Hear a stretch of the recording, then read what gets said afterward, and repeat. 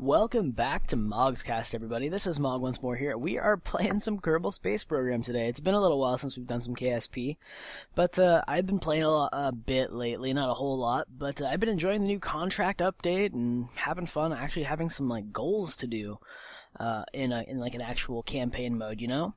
So I figured, what the heck, I might as well record some episodes of this, since it's been a while and some folks probably still want to see it. Since, you know, that's what the channel was originally about. And as you can see here, we're jumping right into a mission. That was a quick little build there. There goes Blast Off. And we're going up on a contract to save another Kerbal who's orbiting the planet Kerbin here. So we're bringing up a shuttle with 2 cockpits on it, because I haven't really unlocked much of the science tree yet at this point.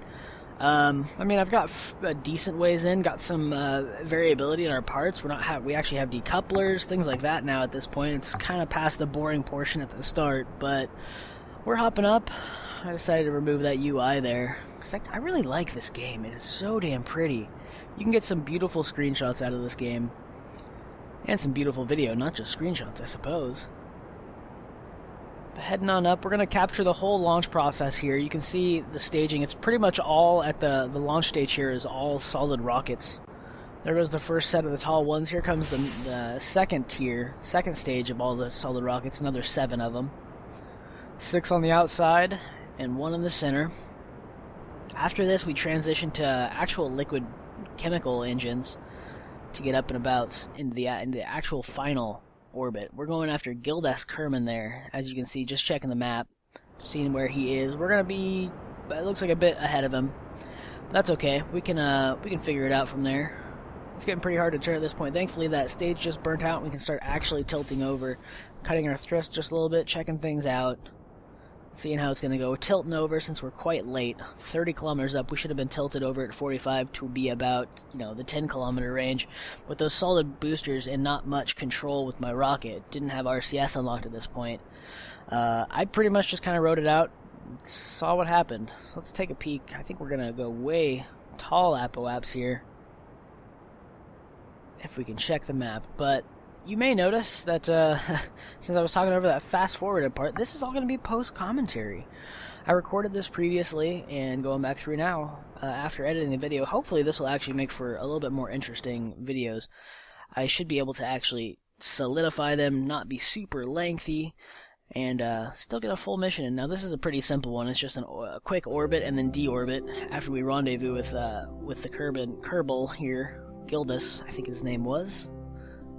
Setting up our maneuvers here, getting all ready to go. Whoa, not like that. Up. You got this, Mog. You can do this, past Mog. Future Mog believes in you. There we go, that looks a little better. We're going to be off on our, there we go, adjusting our angle a bit. Our orientation. Still burning just a little bit. We're going to kick that throttle off. We got about almost 14, is that 14 or 1800 meters per second delta V that we need to burn. I can't even tell. We should be able to tell here shortly. Looks like it was 17, or almost 18. Now we're on a 1650. Sorry, I'm watching on like the preview menu here in Movie Maker, and I can't read the text very well. It is what it is. We're burning out. It's going to be a pretty long burn. We're going to lose this stage and drop to our second to last stage. You know, I'm not gonna lie, this new, like, non-sandbox mode, the actual career mode where you have to worry about funding and all that, it's pretty difficult. You can't go crazy. You have to be a little more conservative with your ships. Now, I know my ship's got some, like, extra frills and stuff here, but that kind of stuff isn't too expensive, thankfully. But having a really heavily staged craft is actually quite expensive. So taking a look, did we mess up our maneuver? Looks like we broke it, so we're going to go ahead and reset that. It looks like it's calling for about a minute worth of delta V, and we were at about the T-minus 30 seconds, so we're probably about perfect. We need to light up those engines and go. There we go. Ah, good old Kerbal Space Program. Most stressful fun I've ever had in a video game, I think. You may notice I've got some extra of those little rockets on the side, those radial engines. I think I had a contract for testing those in orbit or possibly splashdown. I don't remember at this point. I did accomplish it. I've definitely recorded... You may notice this is not a fresh game. Definitely recorded some episodes after having gone through contracts, after having gone through a few missions. I just want to get like some good missions and kind of just get rid of the really dumb ones where I'm like, okay, well I got these 3 contracts that I need to test in orbit for different parts, so I'm going to make a stupid weird rocket with all these weird parts that don't really fit into a plan for a mission and just, you know, knock them out. I do love me some KSP though. It's been a while since we played this. I have not played this in ages. But it still comes naturally, I think. Just like riding a bike, I guess. So we definitely got out there. We're going to speed it up as we get kind of set up to rendezvous here. I really like this sped up music. It's so goofy. I don't know. I got nothing. Quick little burn there. Getting ourselves all resituated. And setting up for a maneuver. Checking out where we need to be. Gonna do some time warping too, I think. And get this all squared away. Womp. Let him catch up just a little bit and figure out where exactly we need to be. Right about there, looks like. And get that set. How close are we looking? I didn't even catch that right there. It's so quick. We'll see. We'll come within a few kilometers, it looks like. Set up for there. Fast forward to the burn point. There it is. Just about. And burn. Burning off that Delta V. Getting ourselves all oriented to rendezvous with Gildas here. God, I hope I got that name right.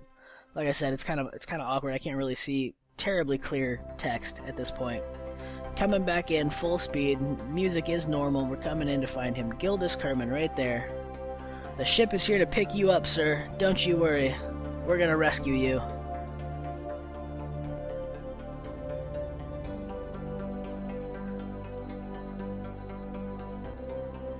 Less than a kilometer away now. Coming in quick, we need to burn off just a hair under 50 meters per second Delta V to get in line and oriented and stable orbit to Gildas here. And then we'll do our final corrections to get in close enough for him to come sit in our ship. You know, I gotta wonder, how the heck did he end up out here, all alone, floating in a perfect orbit, and how long has he been up here? It's been days and weeks and months since I picked up this contract. I don't know how he does it, but he does, apparently. Wouldn't it be crazy to be a race that could literally survive and live off of photosynthesis? All you need is sunlight. You could honestly sustain yourself out there like this.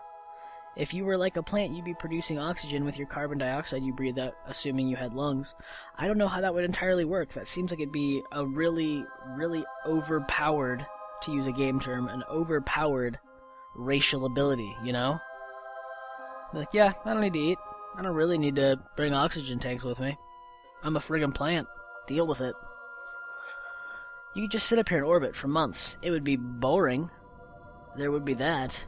You'd have to worry about sanity. Wow, it's dark on this side of the moon. There he is, and there's the ship. So we're taking control of him. We got close enough. We're within about 100 meters. We're going to go ahead and pop on over to the ship and jump in. The Orbiteer Mark 1. Hopefully here, we're going to be getting out to the Mun soon. Minmus possibly. Setting up a station around Kerbin here, because we haven't done that yet. We're going to basically run through those things pretty darn quick, I hope. And from there, we're going to try to push out to some other planets. That's going to be my goal, as always. But, of course, we got to make sure that we have enough funding and that we have enough science to actually unlock new parts. I've done a pretty good job, I think, of actually unlocking a lot of parts thus far, not being too wasteful on costs, on revenue that we have, so that we can hopefully maintain ourselves and actually get ourselves into a decent position for a space program, make some money. What we really need to do is go get some soil samples, some more other science from other bodies, and some other, what the heck's the word I'm looking for? Celestial bodies. That's the word. So we need to get out to the Mun, get some good science there. We can get a lot of science from the Mun. A lot of science from the Mun. So much.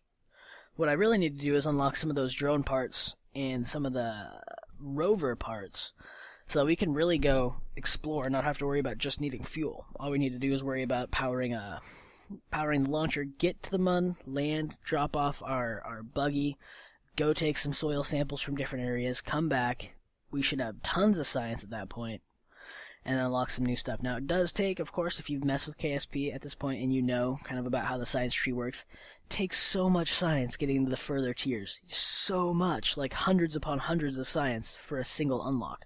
Like, I think at the tier that I'm at in my current game, which is an episode or two ahead of this to be quite fair, and probably about 5 actual flights, I've probably got to the point where I need about 160 science per unlock.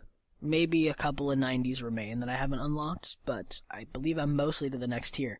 That is a lot of science to try to gather to unlock parts, and that is a lot of money to get that science at this point in the game. I've exhausted a lot of the easy to get stuff around Kerbin and in Kerbin's atmosphere and around its orbit, and the different biomes. I've done some polar, or some a little bit of a polar orbit, not much. Like, the inclination around Kerbin wasn't perfect 90 degrees straight up and down, but I definitely got some good biome results from like flying in orbit above highlands, above grasslands, above the shores, things like that, you know. You can get some of that basic science. We've unlocked a lot of it, but we're coming back in, it looks like. And we're coming in fast. Still on time warp, we're about 20 kilometers above the surface, gonna be splashing down in the ocean. Hopefully we can keep this last stage so that we can preserve some of that cash from parts, recover it, and not lose our entire craft worth of costs. Down to 10 kilometers, still in time warp. And we're zipping on in. Look at that little gap I just found on my ship there. Right below our actual modules. Little gap where it's starting to separate, but that's okay. We're going to push our engines down a bit, kill some of that velocity, and let ourselves float on down. We're still going about 90 kilometers, almost 100 kilometers an hour. I want to try to keep, meters per second, not kilometers an hour, jeez. Meters per second, I want to try to keep it below that so that when these chutes deploy, they don't just tear off. It seems like 100 is about the way you want to be, if your ship isn't super heavy. Excuse me. So we're about to splash down here. Looks like everything's safe. The parachutes did actually hold us, so no problems there. We'll be coming down here in the water in just a moment. We gotta go ahead and time warp it, physical time warp, because this point, once those things deploy, it gets pretty slow for those last 500 meters. Coming on in, about to the 100-meter spot here, and about to splash down. Gonna kick on the engines just a little bit to give us a little bit more of a cushioned splashdown, since we have a hair bit more fuel here. 20 kilometers, and bloop! Turn on SAS to hopefully keep it upright, but I think we're gonna fall over anyway. And there it goes. There it goes. Did we break? We lost our nose cone and parachutes. Nah, not the end of the world. We kept most of the expensive parts. We can recover that vessel. Let's take a look at what we got. As soon as it loads up here. I probably should have cut that out. We got 0 science on this mission. We did recover about 3,500 in revenue. We got 0.4 reputation for recovering 2 Kerbals. And we got our contract as well. Thanks guys so much for watching. We'll see you next time. Cheers.